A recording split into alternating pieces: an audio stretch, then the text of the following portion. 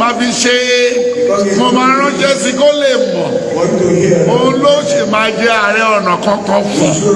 Àsọtẹ́lẹ̀ bàbá Tibetan asọ̀rọ̀ṣẹ wòlíì lórí ọ̀rọ̀ Sunday Igboho kó má jẹ́ pé ó ti ń bọ̀ wá ṣe díẹ̀díẹ̀ bèrèbèrè nítorí Sunday Igboho ti wá kúrò ní Kotonu báyìí ó ti wà nílùú Germany.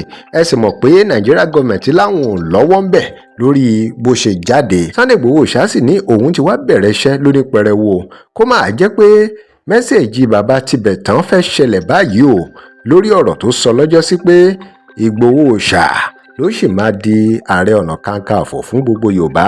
Bàbá Tibetan sọ̀rọ̀ lórí bí Igboho ṣe jẹ́ LISABI àkókò yìí fún àwọn Yorùbá. Bàbá yìí sọ kí sọ̀rọ̀ lórí àwọn tó ti jẹ́ Ààrẹ Ọ̀nà Kakanfò tẹ́lẹ̀tẹ́lẹ̀. Ẹ ní láti gbọ́ ohun tí bàbá Tibetan yìí sọ. Mò ń bọ̀ ẹ gbọ́ ohun tí bàbá yìí sọ nínú fọ́nrán tí máa mú wá fún yín láìpẹ́.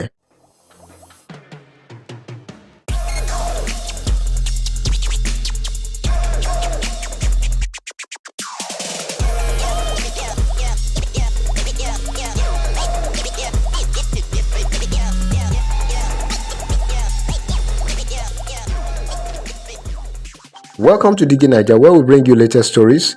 Remember to like, share and follow us.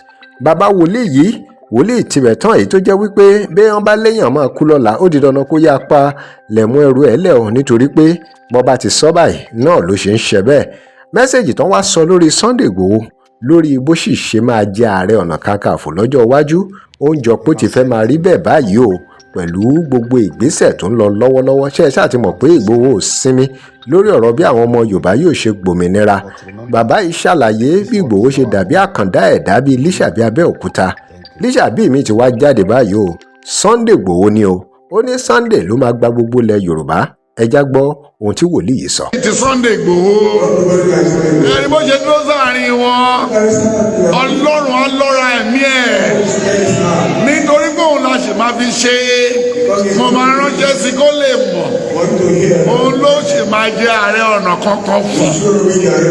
Àwọn eléyìí tó ń mú tẹ́lẹ̀ rán ìyẹn fọwọ́ pabìnrin níkù àti kébè tó bá jẹ́ yẹn la gbójúlé àti tẹ́lẹ̀ bọ́sọ̀ aṣọ wa ti ya hallelujah lẹ́ni kan tẹ́mi Sunday máa fi gùn yóò agbára tó wà lọ́wọ́ ẹ̀ yẹn wọ́n ti fún Sẹ̀lẹ́rí wọ́n ti fún LISABI wọ́n ti fún àwọn Ààrẹ Ọ̀nà Kakanfò àkọ́kọ́ wọ́n ti fún àwọn Àgbẹ̀kọ̀yà àgbàdo bírú ẹ̀ lábẹ́òkúta ní LISABI kí ni Sunday lẹ́gbẹ̀ẹ́ LISABI bàbá ńlá èèyàn láti ọ̀run ṣùgbọ́n àwọn Abẹ́òkúta ṣì lò.